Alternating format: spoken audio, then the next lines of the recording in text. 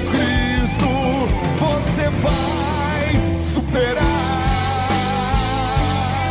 todas as barreiras, passar todo o pecado, vencer um novo homem. A paz do Senhor, querido irmão, a paz do Senhor, professor, a paz do Senhor, alunos da Escola Bíblica Dominical, todos são bem-vindos a essa nova ministração. Desta feita iremos falar hoje sobre este assunto, que será o assunto da próxima lição bíblica, assunto este que está aqui, a pecaminosidade humana e a sua restauração a Deus. É o nosso tema, é o nosso assunto do próximo domingo, lição número 6. A propósito, você sabe qual foi a origem do pecado? Como o pecado começou? Qual foi o local onde o pecado teve início? Você sabe? Se você sabe, amém. Se não souber, vai saber a partir de agora. Então todos são bem-vindos para a nova ministração, ou essa nossa ministração na lição número 6, que será ministrada no dia 6 de agosto, próximo domingo.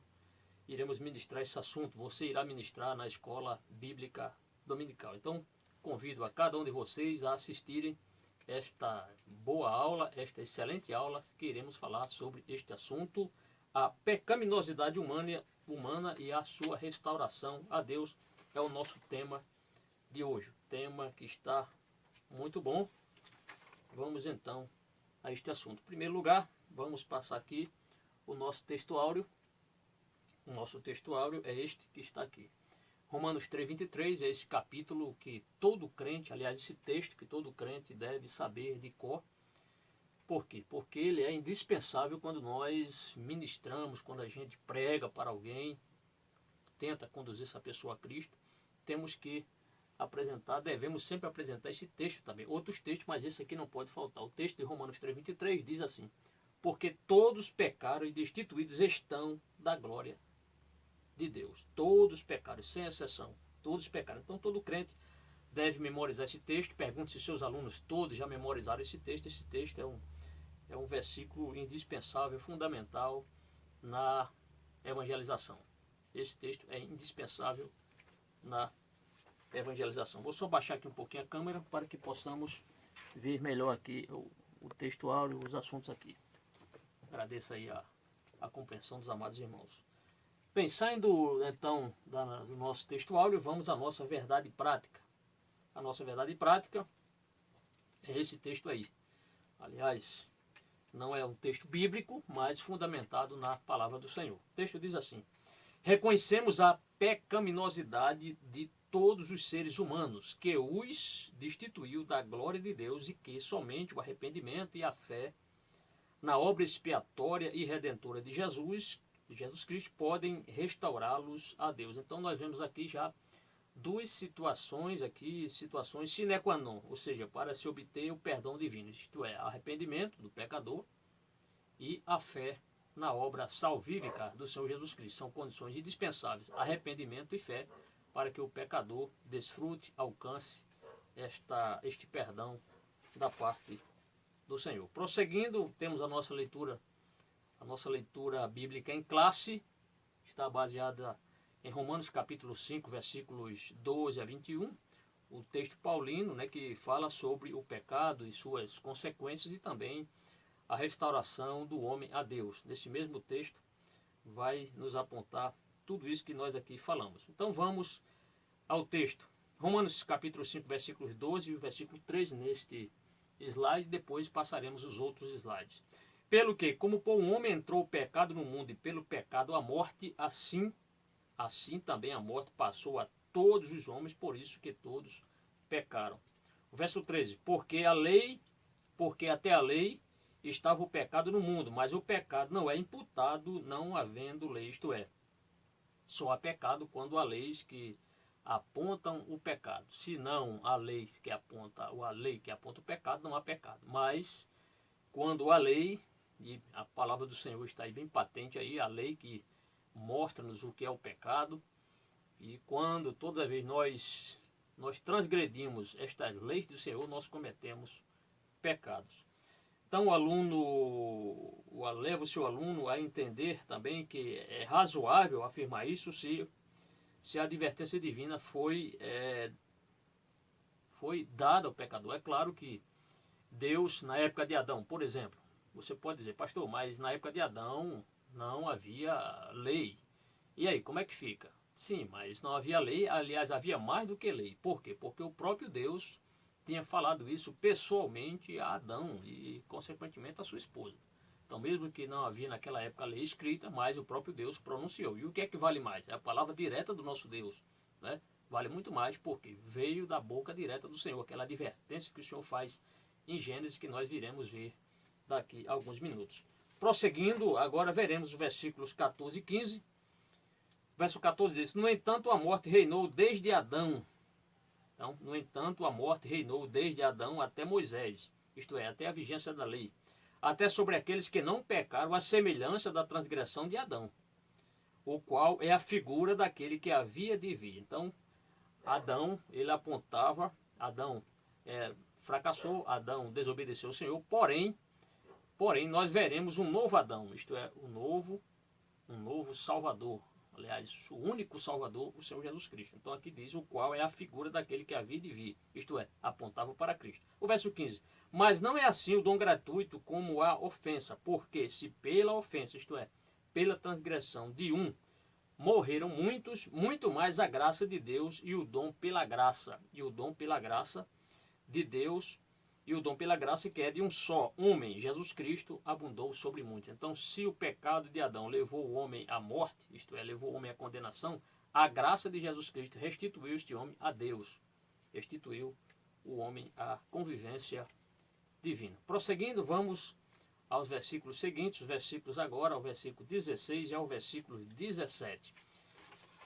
Diz assim: e não foi assim o dom como a ofensa, por um só que pecou, porque o juízo veio de uma só ofensa. Então a condenação, o juízo veio por causa de uma só ofensa. Agora observe o que Paulo coloca, na verdade, para a condenação. Então essa ofensa veio para a condenação do homem. Mas o dom gratuito veio de muitas ofensas para a justificação. Isto é, o dom gratuito, isto é, a salvação dada por Deus, ela veio para perdoar muitas ofensas. Adão cometeu uma só ofensa. Qual foi a ofensa dele? Desobedeceu a voz do Senhor. Ele comeu da árvore que não deveria comer, desobedeceu o Senhor. Mas a graça e a misericórdia veio por meio de Jesus Cristo. E este sacrifício de Jesus Cristo, ele veio para justificar a muitos, isto é, as muitas ofensas dos pecadores do mundo podem ser perdoadas desde que esses pecadores arrependam dos seus pecados e aceitem Jesus. E isto deve ser para a justificação. Verso 17: porque se pela ofensa de um só, observem bem, se pela ofensa de um só, isto é, se pela ofensa de Adão, a morte reinou por esse, ou seja, por meio de Adão, muito mais os que recebem a abundância da graça do dom da justificação reinarão em vida por um só Jesus Cristo. Isto é, a desobediência de Adão trouxe como consequência a morte espiritual do pecador. Porém, a graça do Senhor Jesus Cristo, essa abundante graça, ela fez com que este pecador que estava morto em delitos, em pecados, ele agora, pela fé, através do seu arrependimento, ele pudesse ou pode ser justificado.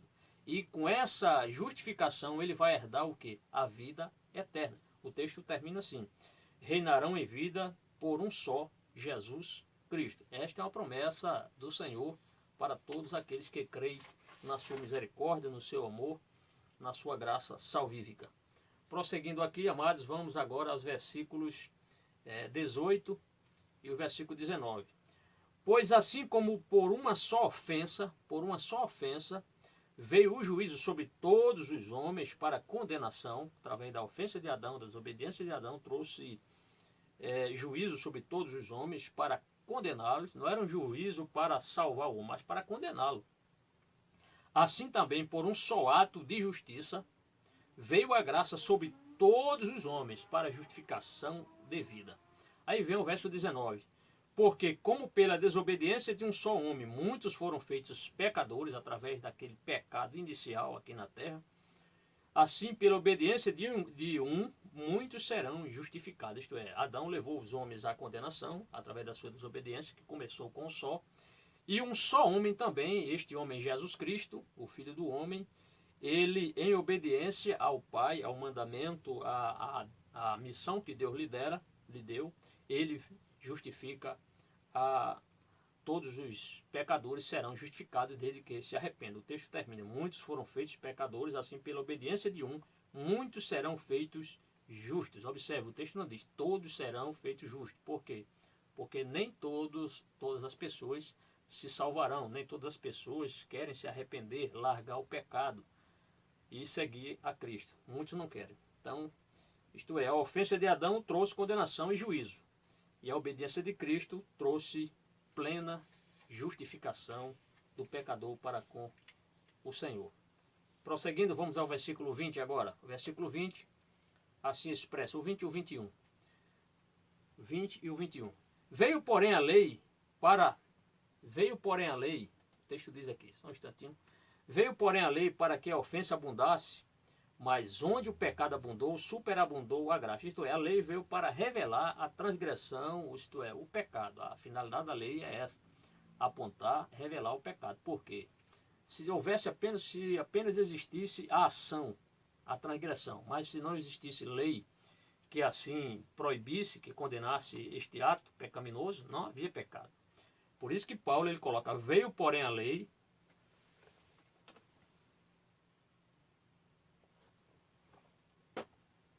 Paulo diz, veio porém a lei para que a ofensa abundasse. Isto é, o pecado ficasse em evidência, o pecado realmente se mostrasse, o pecado fosse revelado. Mas onde o pecado abundou, onde havia muitos pecados, o que ele diz aqui? Superabundou a graça, isto é, a graça ela é superabundante. Se o pecado levou muita gente ao inferno, ao pecador que não se arrepende ao inferno, a graça do Senhor Jesus Cristo, ela superabundou.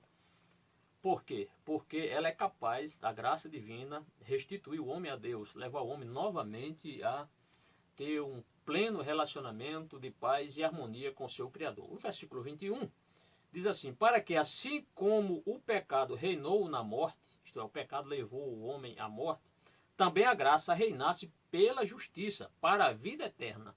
Então vejam, duas coisas antagônicas aqui. Duas coisas. De um lado, temos o pecado que leva o homem ao inferno. Por outro lado, nós temos a graça que dá a este homem o que? Plena vida, isto é, vida eterna, por Jesus Cristo, nosso Senhor. Então, Jesus é o único capaz de nos dar novamente esta harmonia, esta paz com o Senhor, nosso Deus. Então, guarde isso. O pecado de Adão levou à morte eterna do pecador quando ele não se arrepende, quando ele não volta-se para Deus. Mas a obediência de Cristo, ela resultou em quê? Em vida eterna ao pecador, que, claro, quando se arrepende, há condições que a palavra do Senhor impõe. O Senhor impõe, o pecador precisa, falaremos isso já quase no final da aula, duas condições importantes para que o pecador obtenha esta perfeita salvação em Cristo Jesus. Bem, meus amados irmãos, feito então a leitura da leitura bíblica em classe, vamos ao nosso objetivo geral. O nosso objetivo geral é isto aqui, compreender a pecaminosidade de todos os seres humanos que os destitui da glória de Deus. Não há pecador, não há ser humano que não peque. Então a questão da pecaminosidade atinge a todos os seres humanos. Ninguém está isento. O único que não pecou foi o Senhor Jesus Cristo. O único perfeito Filho do Homem que não pecou. Os demais seres humanos, eles pecam. Nós veremos aqui, inclusive, até a origem, né? Quando realmente começa o pecado na vida do ser humano. Falaremos isso aqui dentro de alguns minutos.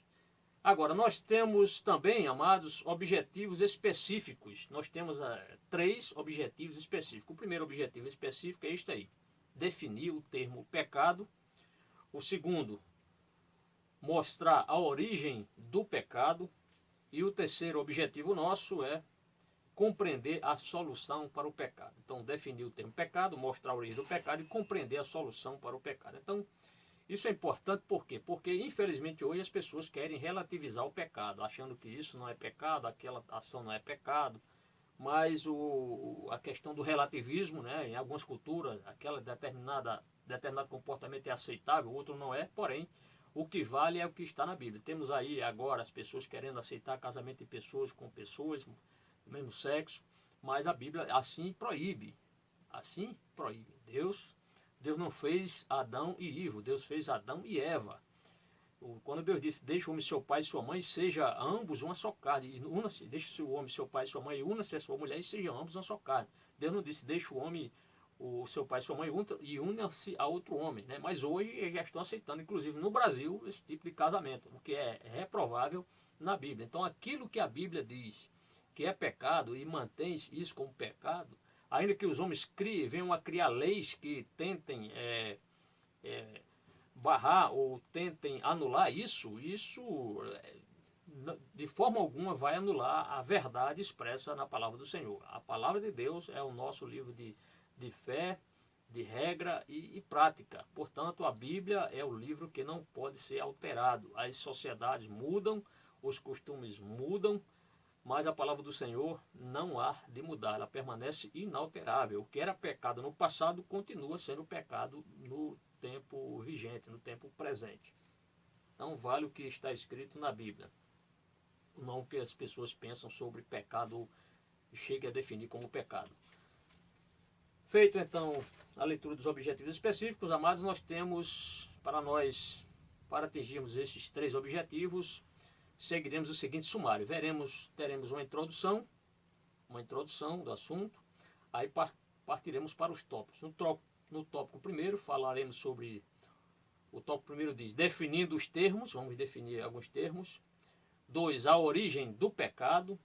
3, a solução para o pecado. E finalmente teremos uma conclusão, uma breve, mas necessária conclusão deste assunto. Vamos à nossa introdução. Para facilitar mais aqui a nossa ministração, os professores vão observar que eu vou colocar aqui vários termos, apenas sintéticos, e aí falaremos um pouco, não falaremos tudo que a lição discorre, mas deixamos os professores na vontade.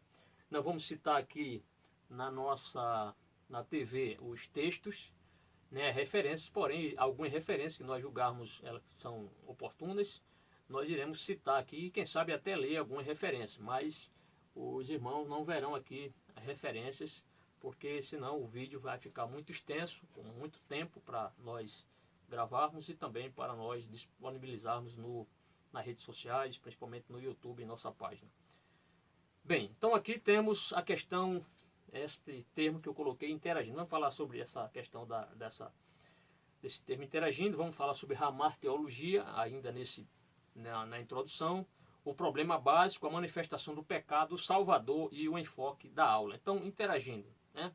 Nós sabemos que Deus, lá no Éden, ele tinha determinado ao homem que o homem não comesse da árvore do conhecimento do bem e do mal. O homem poderia comer de todas as árvores, Deus foi muito claro naquela sua determinação a Adão. Adão poderia desfrutar de todos os frutos ali, excetuando a árvore do conhecimento do bem e do mal. Poderia até comer da árvore da vida, mas não poderia comer da árvore do bem e do mal. Porém, Adão desobedeceu a Deus, né?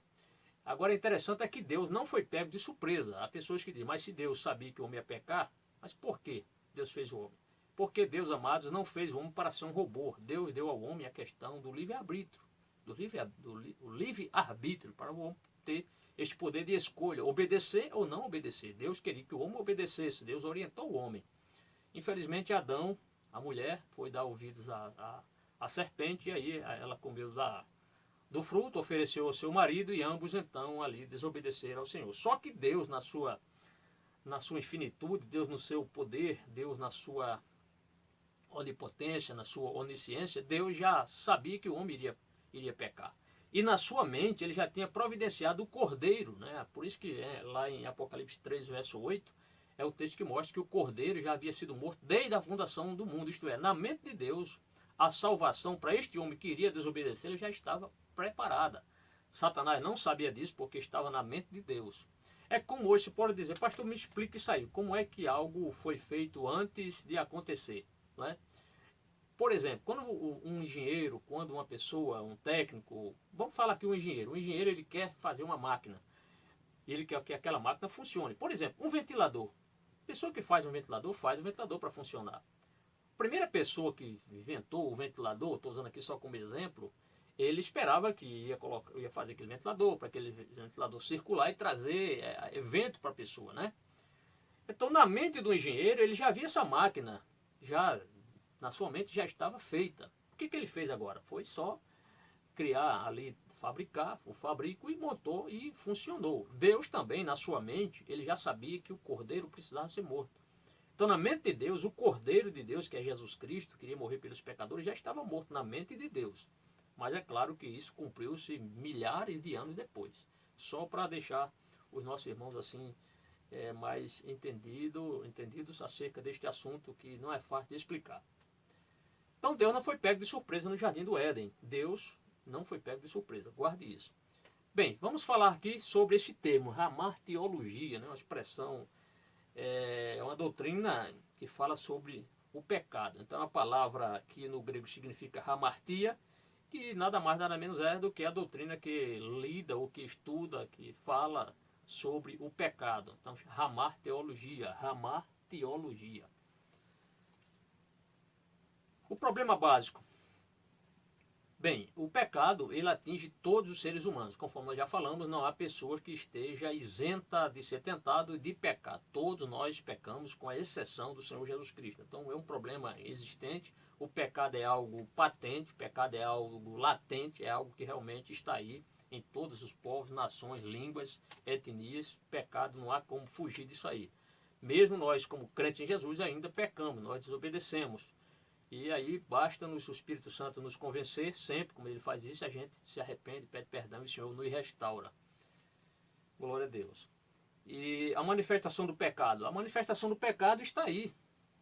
Você sai à rua e você vê o pecado aí à sua frente, você liga a TV, você abre uma revista, o pecado está aí, há 24 horas atuando. A gente vê o pecado por meio de confusões, de conflitos, de injustiças, através dos homicídios, através dos estupros, através de latrocínios e tantos males que têm atingido a sociedade. Então o pecado é algo que manifesta, está aí, não há como a pessoa dizer que nunca viu o pecado, jamais, porque está aí em todas as esferas, está aí nas redes sociais, o pecado está aí sempre à nossa volta, tentando nos afastar de Deus. Mas o sangue de Jesus tem poder, estamos firmados na rocha que é Cristo. Portanto, meus irmãos, que possamos continuar firmes, obedecendo ao Senhor, de forma que não possamos dar vazão a essas questões como injustiças, homicídios, etc.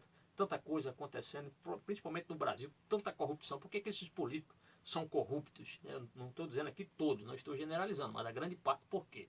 Porque não nasceram de novo, são homens que estão preocupados só com se enriquecerem, né? Ganharem suntuosos salários, e os pobres, as pessoas aí que estão aí sempre, são as pessoas que são prejudicadas. É a classe pobre, a classe mais sofrível é que paga, que mais é sacrificada. Essa é a grande realidade. Por causa do quê? Por causa da ganância do homem, por causa da ambição do ser humano, da ambição dos políticos, né? Então hoje estão aí comprando votos. Isso aí, todos os brasileiros vendo uma situação dessa, né, comprando voto para justificar o pecado, esconder o pecado. Mas, ainda que esconda algo do povo, diante de Deus, se não se arrependerem, todos irão para o inferno, se não se arrependerem, todos que cometem esse tipo de pecado e outros pecados. Pecado não é só adultério, pecado não é só mentir, pecado também é corrupção, né? Como diz aí o juiz Sérgio Moro, o Brasil está num caso de corrupção sistêmica, isto é, já existem métodos para tentarem aí justificar a corrupção, como fazer com que isso realmente continue. Infelizmente, mas aos olhos de Deus, esses homens, se não se arrependerem, irão pagar um alto preço. Bem, meus amados, então a manifestação do pecado é algo que está aí latente, não há como negar a questão do pecado. Agora, graças a Deus é que o Senhor enviou o Salvador, né, o prometido, a primeira promessa do Senhor, está em Gênesis capítulo 3, versículo 15, quando o Senhor promete enviar o Salvador para nos salvar. E realmente Jesus veio, morreu na cruz, ressuscitou e hoje nós podemos dizer, em Cristo estamos salvos, estamos garantidos, graças a Deus. Mas o enfoque da nossa aula, amados, é definir e explicar o pecado, né? E também, lógico, apontar o meio divino para que possamos resolver essa crise humana, né, que afeta a todas as pessoas, essa crise que leva o homem a se afastar do Senhor. Então vamos falar acerca deste plano divino, desta salvação do Salvador e também deste plano que veio resolver essa crise do efeito do pecado. Vamos prosseguir? Bem, meus irmãos, então vamos ao nosso primeiro tópico. O nosso primeiro tópico aqui, definindo os termos. Primeiro, este primeiro tópico tem 3 subtópicos. O primeiro, o pecado. Pecado segundo os termos hebraicos avon e pechá. E finalmente, o que é pecado. Vamos ao nosso primeiro tópico, subtópico. Pecado. Claro que todos nós sabemos o que significa pecado.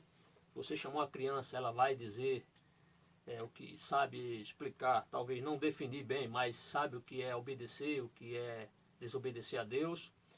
Enfim, sabe o que é pecado. Então, pecado. Primeiro, vamos ver aqui, amados, alguns sinônimos. Então, sinônimos.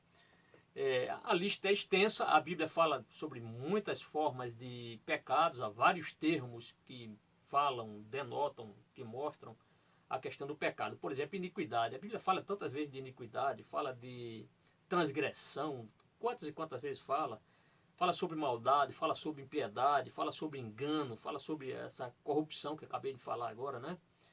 Homossexualismo, prostituição, adultério, enfim, há N formas de pecados, né? Que são sinônimos de pecados aqui.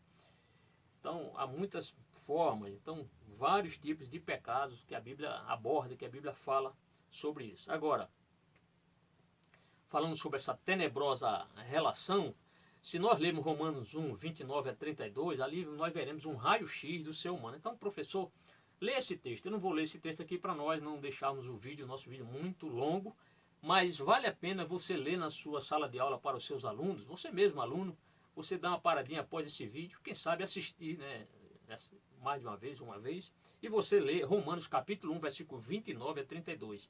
E aí nós colocamos como a tenebrosa relação. Então Paulo, quando escreve a sua epístola a Romanos, ele coloca ali uma lista de pecados ali terríveis, né? Então chama aqui de a relação ou a tenebrosa relação. Então ali é o raio-x do homem. Você precisa ler esse texto aí, muito interessante.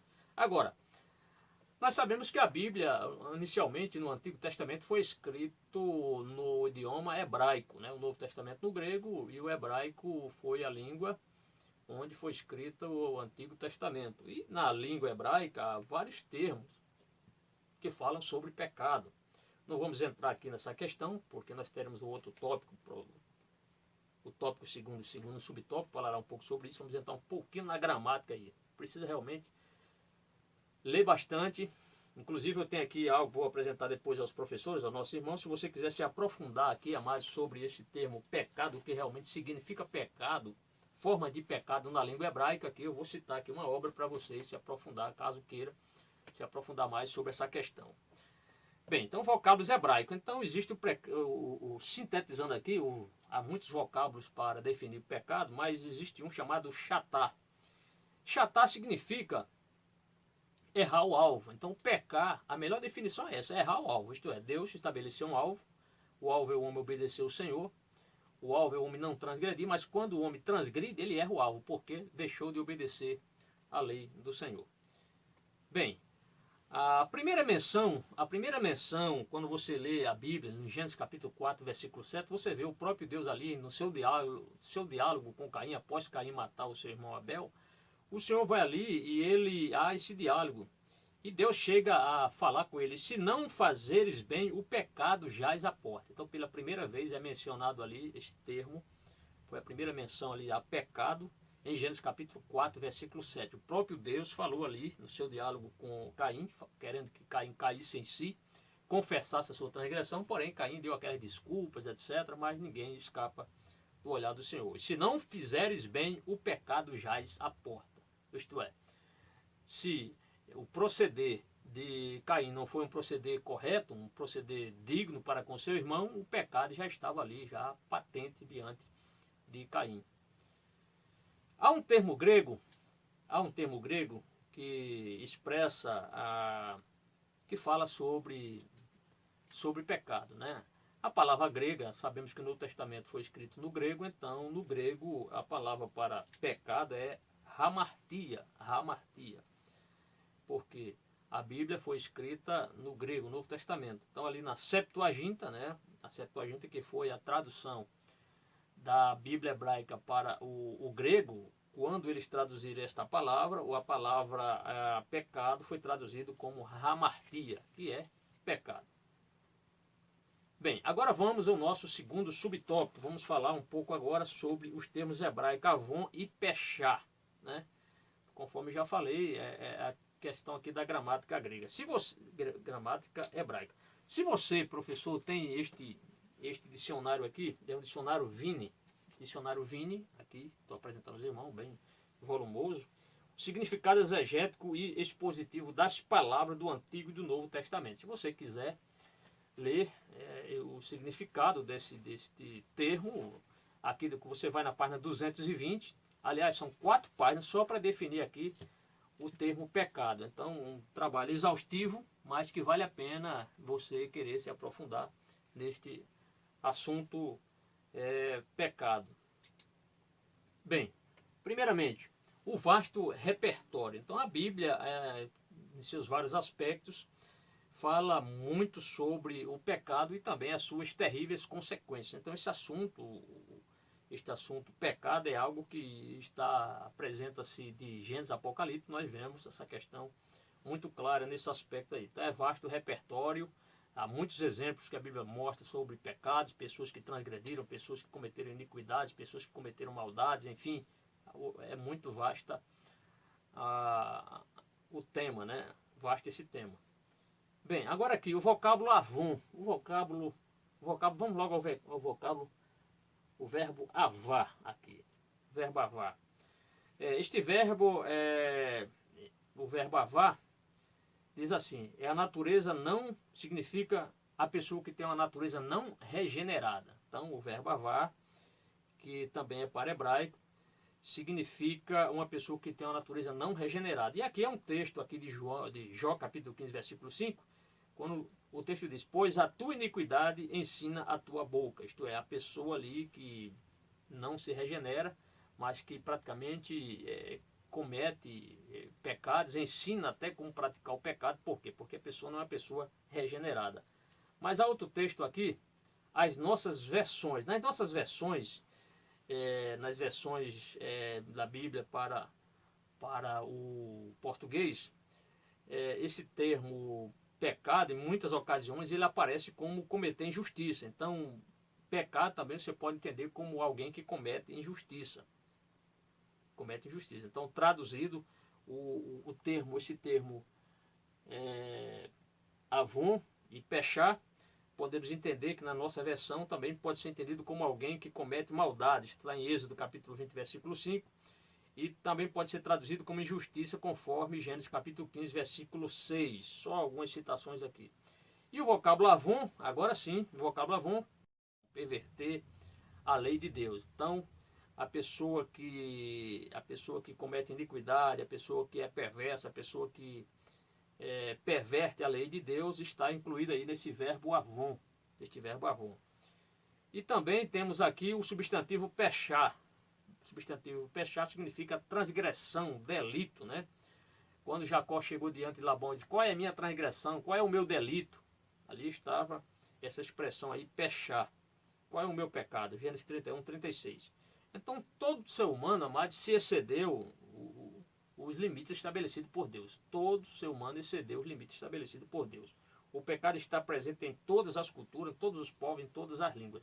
Mas, conforme eu disse, se você quiser realmente ir mais a fundo nesses termos hebraicos, avon e pechá, basta você ter um dicionário Viner, você estudar aí bastante para ministrar uma excelente aula. Não vamos entrar muito aqui na gramática, nessa parte, mas o importante é que você entenda o seguinte, que esses vocábulos avon e pechá, aparecem escritos em hebraico, eles têm vários significados na nossa língua de hoje: injustiça, transgressão, maldade e etc.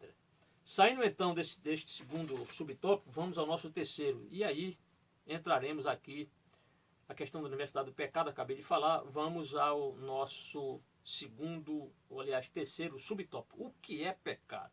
Né? O que é pecado? Então, vamos falar sobre essa questão. A Bíblia destaca com detalhe essa questão. Já falei, a Bíblia cita muitos exemplos, usa muitos termos para falar sobre o pecado. Na verdade, a Bíblia não é um livro de significados. A Bíblia não vem definir claramente muitos termos, né? Porém, a Bíblia é um livro que vem citar detalhes, vem citar fatos, e esses fatos estão todos aí presentes na Bíblia Sagrada. Ainda que a Bíblia não venha defini-los, mas pelo menos a Bíblia apresenta aí várias formas, vários tipos de transgressões, que tudo isso é pecado. Falaremos sobre a ênfase bíblica. A ênfase bíblica. Então, a Bíblia é um livro que não faz vista grossas para o pecado. A Bíblia, ela aponta tanto o pecado, como também ela traz a solução para o pecado. Isso aí também é um fato. Agora a ênfase bíblica. Falamos a questão da definição joanina. O apóstolo João, ele define o que é pecado. Foi uma das melhores definições na Bíblia sobre o pecado. Lá na sua primeira epístola, 1 João 3, verso 4, ele diz que o pecado é a transgressão da lei. Então, o que é pecado? Pecado é a transgressão da lei. Pecado é transgressão da lei, isto é, deixar de cumprir o que está na lei, ou transgredir a própria lei. Agora, existem vários tipos de pecado. Por exemplo, o pecado por comissão. Que pecado é esse, pastor? Pecado por comissão. O que vem a ser isso? É quando nós praticamos aquilo que não deveríamos fazer.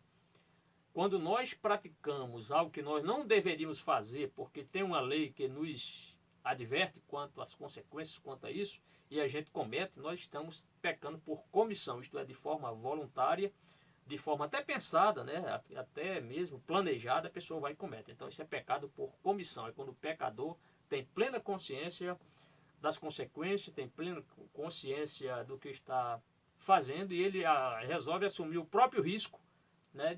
Até de ser condenado, até de ser preso, até de perder a sua própria salvação, se possível for, falando aqui de uma questão espiritual. E o texto você pode consultar Mateus capítulo 15, versículo 3. Então, um exemplo. Agora, há o pecado também por omissão. Este pecado, quando nós deixamos de fazer o bem, deixamos de fazer aquilo que deve ser feito, nós também pecamos por omissão.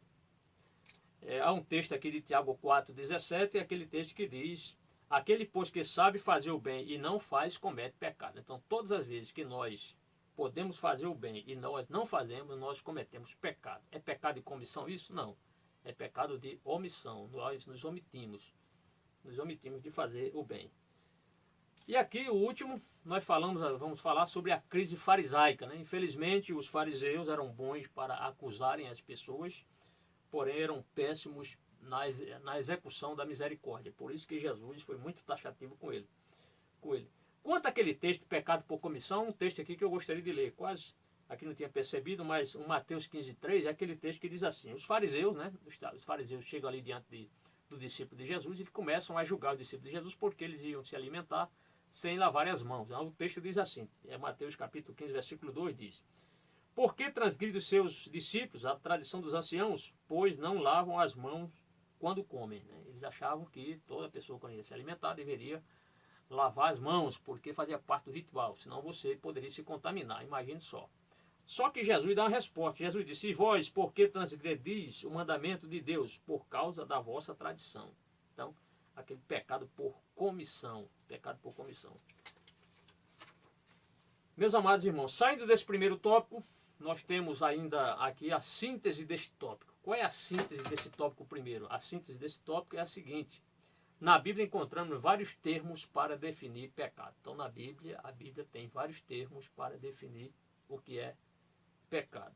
Quanto a isso, não há dúvida nenhuma nesse aspecto. Vamos agora ao nosso segundo tópico.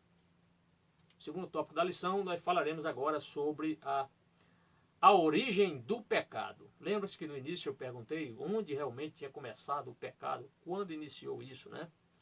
Então, a origem do pecado. Nós teremos 3 subtópicos também. O primeiro subtópico, o pecado no céu. Pois é, pecado no céu. O segundo, o pecado no Éden. E terceiro, a universalidade do pecado. Vamos primeiro ao pecado no céu, né? O pecado no céu.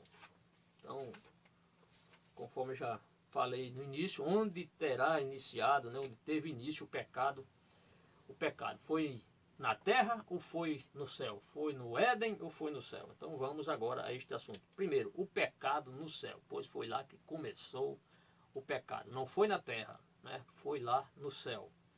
Nós veremos isso. Então, o início, por incrível que pareça, foi a ação, eu chamo aqui de ação primária. A ação primária, ou seja, esse primeiro ato pecaminoso, não foi cometido na terra, mas foi cometido no céu. Nós iremos aqui citar alguns textos para que os irmãos possam anotar. É claro que na lição já consta esses textos.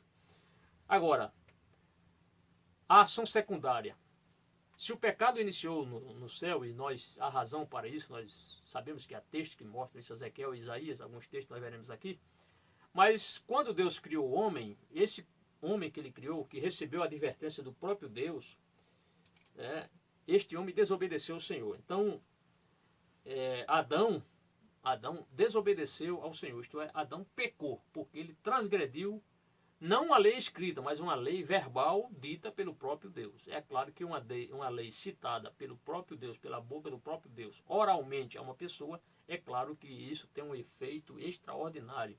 Mas Adão desobedeceu. Então a ação secundária, porque o pecado começou no céu e na terra também ele continuou. Infelizmente o homem foi advertido e este homem transgrediu. Então eu chamo isso de ação secundária. Então é importante que você entenda que antes do pecado de Adão e Eva já havia o pecado, aquele pecado que foi cometido no céu, lá por Lúcifer, quando ele rebelou-se no seu orgulho, na sua prepotência de querer ser igual a Deus. Então ali é pecado, também é pecado. O livre-arbítrio. Então Deus, quando Deus fez os anjos, Deus não fez anjos como para serem robôs, programados só para fazer o que Deus programou. Como Deus, quando fez o homem, também não fez o homem para ser um robô. Hoje, um cientista, alguém faz um robô e o robô vai fazer aquilo que está condicionado, que foi programado para fazer. Mas Deus não nos fez dessa forma. Deus nos fez e nos deu o livre-arbítrio, como deu também aos anjos o livre-arbítrio. Né? Cabe a nós escolher pecar ou não, obedecer ou não a Deus. Bom é que nós obedeçamos, mas Deus nos fez com o livre-arbítrio, isto é, a capacidade de nós tomarmos decisões. Então Deus não fez os anjos para serem robôs, mas deu a eles a possibilidade da escolha, como deu a Adão e a Eva a possibilidade da escolha. Então qual é a questão do livre-arbítrio? Deus deu o livre-arbítrio ao homem. Deus queria que o homem o amasse, o obedecesse por amor a ele, e não por imposição. E coube, infelizmente, o homem na sua curiosidade, no seu mesmo desejo, no seu egoísmo de querer ser igual a Deus, conforme o diabo disse, porque se comer sereis iguais a Deus. Né? O mesmo tipo de transgressão que o diabo cometeu no céu, ele queria que o homem também desobedecesse, transgredisse a Deus, isto é, rebelasse contra o seu Criador. Infelizmente, as consequências para ambos foram das mais terríveis no universo. Satanás foi banido da presença do Senhor e o homem, quando não se arrepende, ele é banido eternamente da presença do Criador. O principal pecador. Quem é o principal pecador? É Adão ou é o diabo? O principal pecador foi Lúcifer, foi o diabo, né? Satanás. Por quê?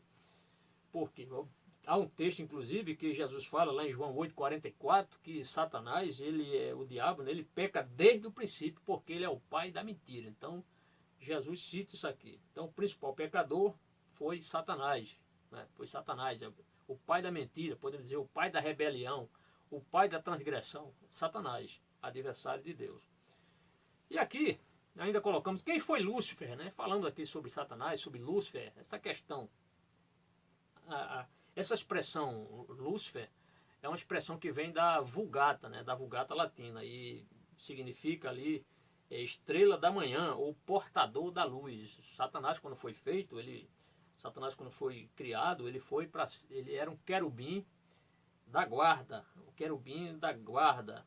Isto era alguém que era perfeito, Deus deu perfeição para ele, né? Foi criado perfeito, aliás, foi criado perfeito, não imperfeição. Foi criado perfeito, não é perfeito só Deus, na sua essência é só Deus. Mas ele foi criado perfeito, Deus deu a ele sabedoria, Deus deu a ele formosura, Deus deu a ele, chamado até aqui em Ezequiel, chamaram de selo da perfeição, lá em Ezequiel capítulo 28, versículos 12 a 15. Guarda esse texto, não pode se esquecer desse texto. Qual é o texto, pastor, que fala sobre as condições que Deus deu lá no céu, que Lúcifer tinha? Não é? Então está em Ezequiel capítulo 28, versículos 12 a 15. Então, e aí vem agora outro item, motivo de sua queda. O que motivou a Lúcifer a se rebelar contra Deus? Aí aqui você pode ler depois em Isaías 14, Isaías capítulo 14, versículos 12 a 14, vai nos mostrar que ele rebelou-se, né? Porque ele quis ser igual a Deus. Ele quis ser igual a Deus. Quando ele disse, serei semelhante ao Altíssimo. Ele não quis nem ser mais do que Deus, ele queria ser só igual a Deus.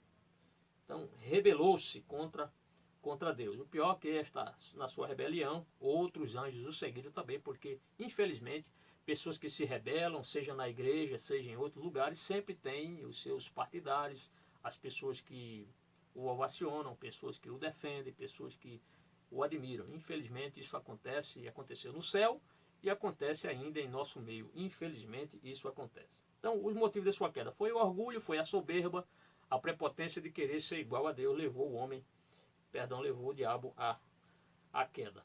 E qual foi o seu castigo, né? O seu castigo foi ser banido do céu. Ele foi banido, né? E outros anjos também, ele e outros anjos ao inferno. Se vocês quiserem anotar a referência, 2 Pedro capítulo 2, versículo 4, Judas capítulo 6 e Apocalipse capítulo 12, versículos 7 a 9.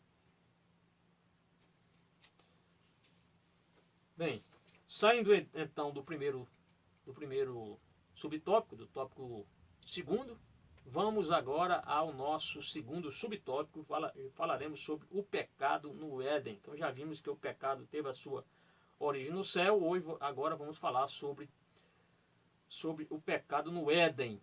O pecado no Éden. Aqui parece que, peço perdão aos irmãos, vamos ver se aparece aqui. Ah, sim. Muito bem. Então, o pecado no Éden. Vou voltar aqui um pouquinho. Ok? Peço desculpa ao nosso irmão, perdão ao nosso irmão por essa falha. Bem, então vamos estudar agora, subtópico 2, o pecado no Éden.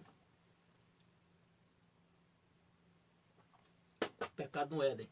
Por isso que é importante o professor, sempre quando ministra a aula, ter tempo para ainda fazer a sua verificação dos textos. Eu verifiquei tudo, olhei tudo, ok, mas sempre, às vezes em quando a gente se surpreende, né? O professor, por mais que se prepare, às vezes a gente se surpreende aqui. Era para aparecer aqui o nome em cima, o pecado no Éden aqui, o pecado no Éden, infelizmente, ficou para o final. Então, na hora de nós colocarmos essa transição dos textos aqui, aconteceu isso, mas é compreensível.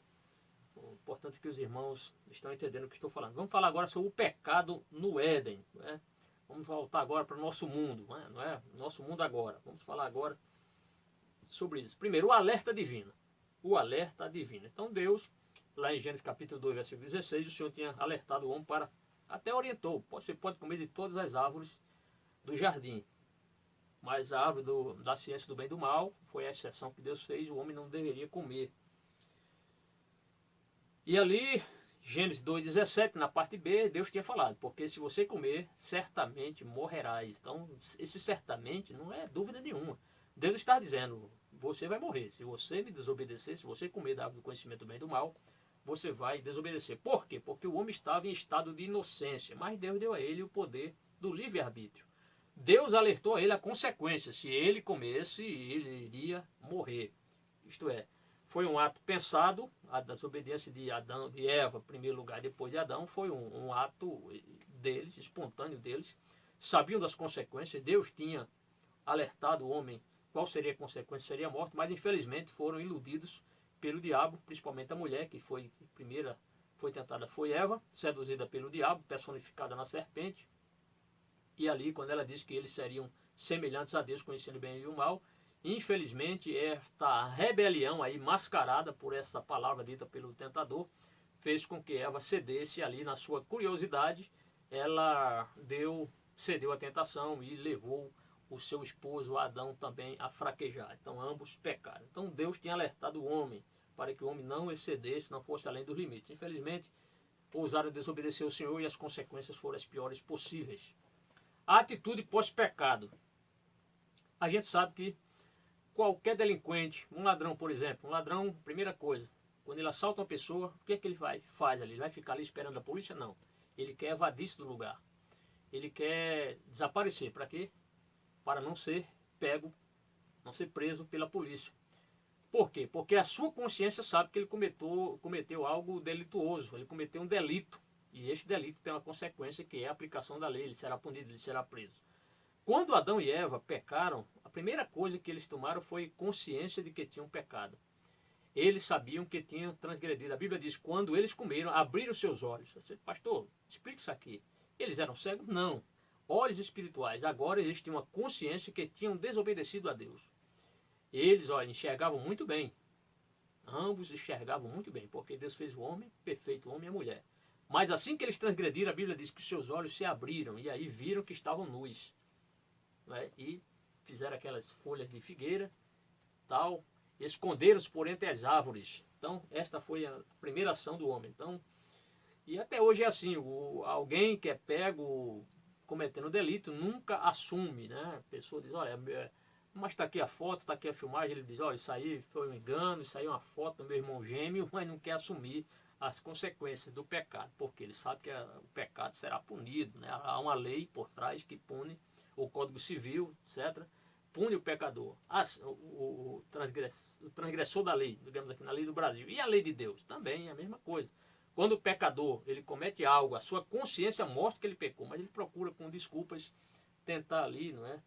Através ali das suas desculpas, ele tenta evadir-se espiritualmente falando, mas ninguém foge da presença do Senhor. Bem, meus irmãos, agora a trágica consequência de Adão. Infelizmente, este ato de Adão ter desobedecido ao Senhor trouxe profundas e trágicas consequências para Adão. Primeiro, foi a morte espiritual, isto é, a ruptura com a comunhão com Deus. Morte espiritual significa isso, ruptura, banimento da comunhão com Deus. Foi isso que aconteceu.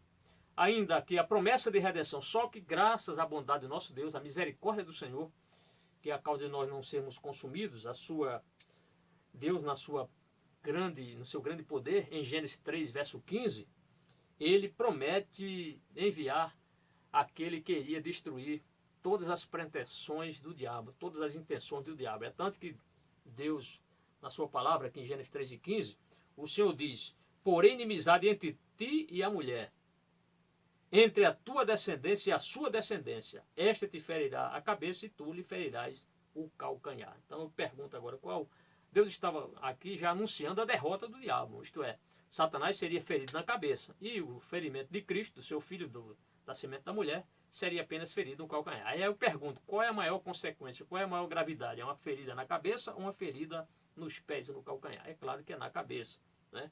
E falando sobre isso, eu ministrei recentemente a videoaula número 19, você pode depois no meu canal no YouTube, e ali na playlist temos ali curso bíblico Seja Obreiro Aprovado. Essa lição número 19 vai falar sobre isso, as promessas de Deus. Nós vamos falar um pouquinho aqui mais sobre Gênesis 3, verso 15, certo? Então você vai aprender bastante. Acesse o nosso canal.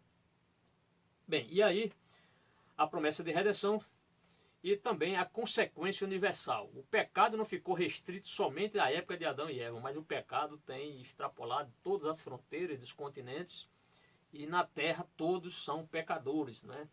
Há um texto que diz, que vai nos mostrar essa questão dessa queda do ser humano e dessa triste consequência. Romanos capítulo 5, versículo 12, Paulo diz assim, portanto, assim como por um só homem entrou o pecado no mundo e pelo pecado a morte, assim também a morte passou a todos os homens, porque todos pecaram. Então, a consequência é universal. Por que o pecador morre?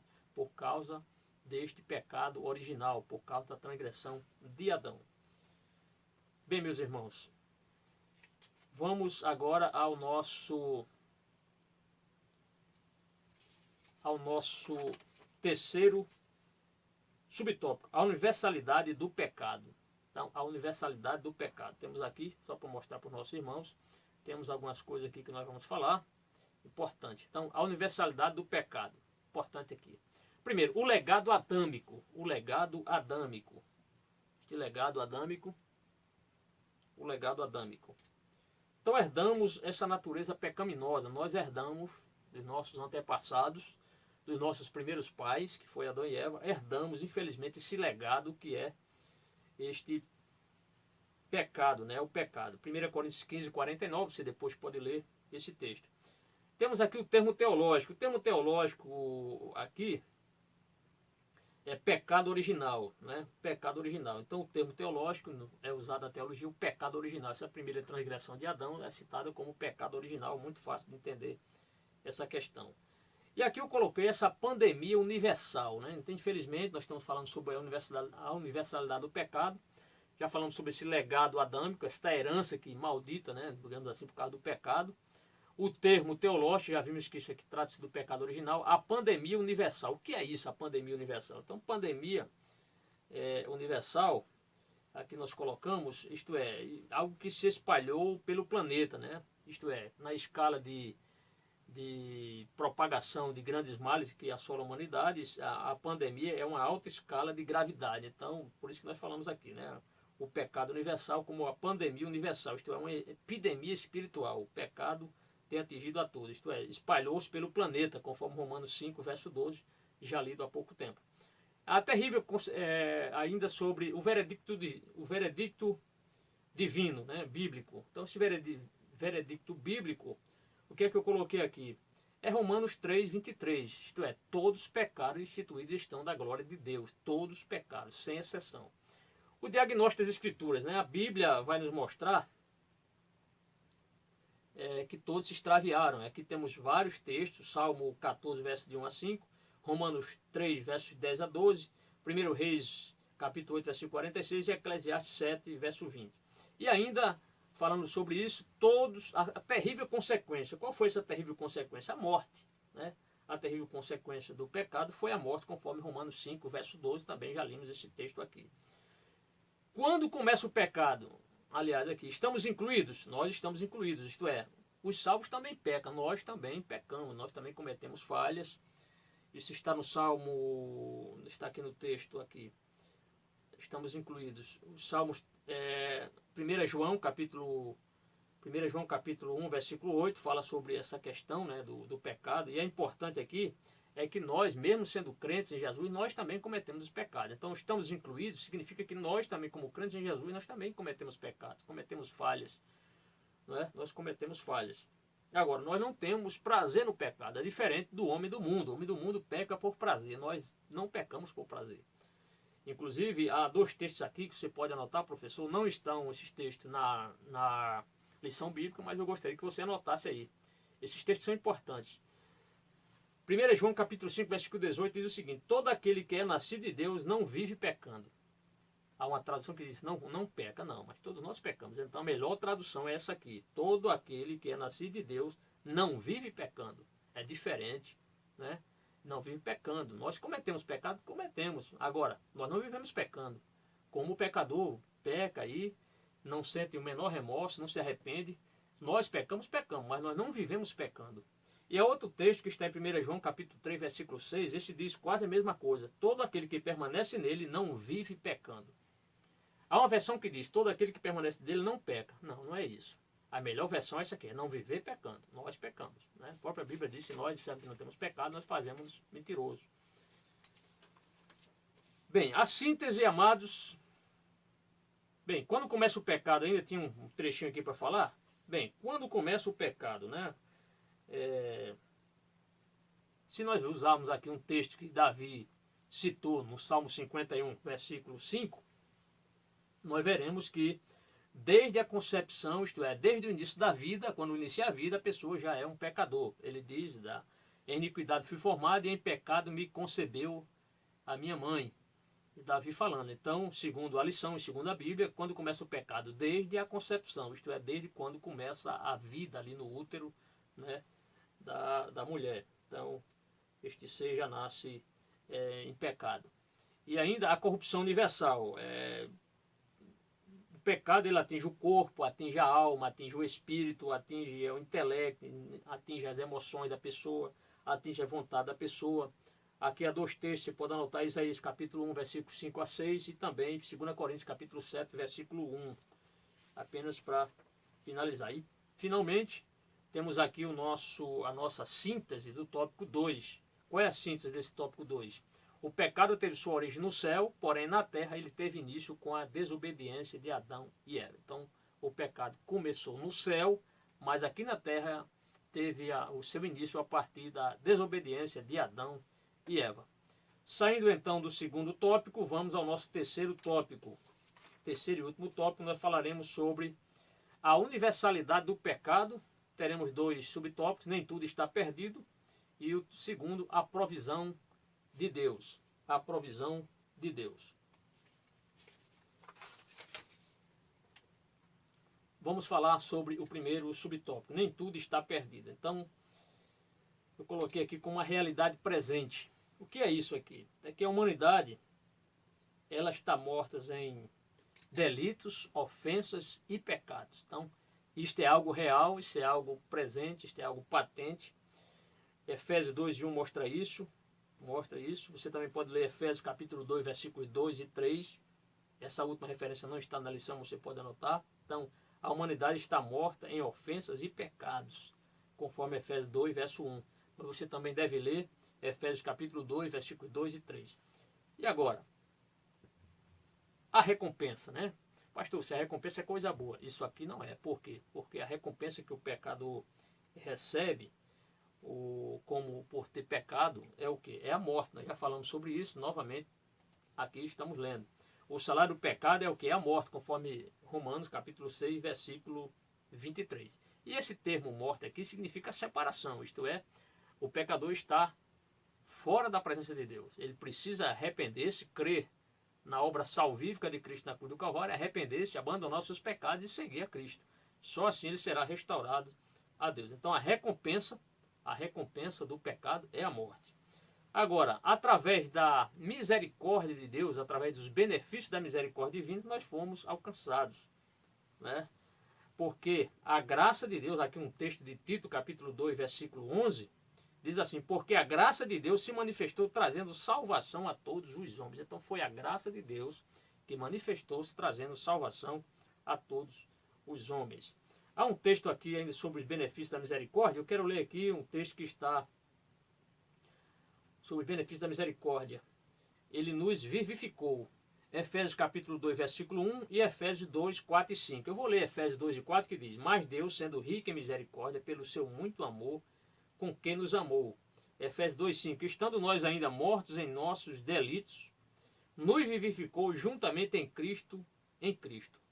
Então, ainda que nós estávamos mortos em delitos, em ofensas, em pecados, nessa situação Deus olhou para nós, teve misericórdia de nós e nos alcançou, isto é, nos vivificou por meio de Cristo Jesus nosso Senhor. Então, e o alcance da graça? O alcance da graça é um alcance universal. E aí sim, Tito capítulo 2, versículo 11, que diz: porque a graça de Deus se manifestou trazendo salvação a todos os homens. Então, o alcance da graça. E por último, vamos ao nosso último subtópico, amados, a provisão de Deus. Qual foi a provisão de Deus? Então, importante aqui, a provisão de Deus está baseada essa provisão na suficiência de Cristo. Na suficiência. Então, Cristo, ele morreu pelos pecadores. Há um texto aqui que, Romanos 5, verso 15, nos mostra a graça de Deus e o dom pela graça, que é de um só homem, Jesus Cristo, abundou sobre muitos. Isto é, então, o pecado por um homem que é um só pecado por um homem, né? O pecado foi cometido por um só homem, mas a graça de Jesus Cristo abundou sobre muitos. Isso aqui que é importante nós guardarmos. Então, a suficiência de Cristo, ela alcança todo pecador, desde que esse pecador arrepende-se dos seus pecados e confesse Jesus Cristo como seu Salvador. Ainda falando sobre o Cordeiro Divino, nós sabemos que no Antigo Testamento o pecador, quando transgredia a lei do Senhor, ele levava para o sacerdote um animal e tinha as condições do animal, vamos entrar aqui em detalhe, era o Cordeiro. Jesus foi este cordeiro que Deus enviou para morrer por nós, né? Veremos essa questão da expiação, a questão da propiciação. Então Cristo morreu uma só vez pelos pecados, o justo pelos injustos, conforme 1 Pedro capítulo 3, versículo 18. Então Jesus, na sua inocência, Jesus não tinha culpa nenhuma, nunca pecou, ele morreu uma vez só. Então os pecados das pessoas do Antigo Testamento, eles eram repetidos. Os sacrifícios eram repetidos. Por quê? Porque precisavam de muitos animais para, sempre que o pecador transgredisse, ele oferecesse aquele animal como substituto dele. Então Deus enviou Jesus Cristo para salvar, mas ele precisava morrer apenas uma vez e não estar repetindo os sacrifícios. Morreu uma só vez pelos pecadores. E aí nós chamamos isso de expiação do cordeiro, né? Expiação do cordeiro, uma palavra latina que em latim significa expiatione, expiatione, a expiação do cordeiro. Na teologia cristã, refere-se à anistia, né? Então a expiação do cordeiro significa a anistia ao perdão divino que nós recebemos, que nós alcançamos, né? Por intermédio da obra salvífica. Então refere-se à anistia, perdão dos pecados através da morte por crucificação de Jesus Cristo. Então a expiação é isso. Nós conseguimos essa anistia com Deus. Fomos reconciliados com Deus através do quê? Da morte do Cordeiro. Aonde? Na morte, sua morte na cruz do Calvário. E aí, logo em consequência, também falaremos sobre a propiciação do Cordeiro. O que é isso? Propiciação é o ato de apaziguar um delito, né? No caso aqui, ato de apaziguar a ira divina contra o pecador. Então, este termo, a propiciação do Cordeiro, significa que Jesus apaziguou a ira de Deus que estava sobre nós. Ele fez a expiação do pecado por meio de uma vida, de sua própria vida como substituição. Então, propiciação era quando o pecador levava um animal para o animal. Ele foi a propiciação por nossos pecados, porque ele nos substituiu, isto é, ele nos garantiu que nós agora teríamos paz com Deus. Ele apaziguou a nossa situação com o Senhor. E aí, finalmente, nós vamos falar sobre a dimensão da graça, né? Essa dimensão da graça. A dimensão da graça. E aqui temos, ele é a propiciação pelos nossos pecados, e não somente pelos nossos, mas também pelo de todo mundo. Isto é, a graça de Cristo, ela alcança todas as esferas da sociedade, todas as nações, todas as tribos, todos os povos, todas as línguas, todas as etnias. Por quê? Porque se o pecado atingiu todo o universo, a graça também é capaz de salvar a todos, desde que o pecador arrependa-se da sua situação, do seu pecado. E finalmente, amados, a síntese desse tópico terceiro é: a morte expiatória de Jesus Cristo foi e é a solução para o pecado. A morte e expiação de Jesus Cristo, a morte expiatória de Jesus Cristo foi e é a solução para o pecado. Finalmente, como conclusão, nós veremos que somente Jesus é a nossa única esperança, porque Ele é o único que pode nos restaurar plenamente a Deus, a comunhão com Deus. E isso nós podemos chamar isso de restauração plena, né? Restauração plena. Vou citar aqui um exemplo. Se alguém pega um animal, um porco, por exemplo, pega um porco e você verá que o porco sempre gosta de lama, sempre gosta de lama. Por mais que você dê um banho no porco, você experimentar lavar um porco e soltar ele, o primeiro lugar onde ele vai procurar é uma lama para ele ali, ele se melar, se sujar, mais ainda. Por quê? Porque é da natureza do porco que está sempre sujo. Nós, como crentes em Jesus, nós vivemos no meio de uma sociedade corrupta, uma sociedade podre espiritualmente falando, mas nós não temos comunhão com essas coisas que desagradam a Deus, né?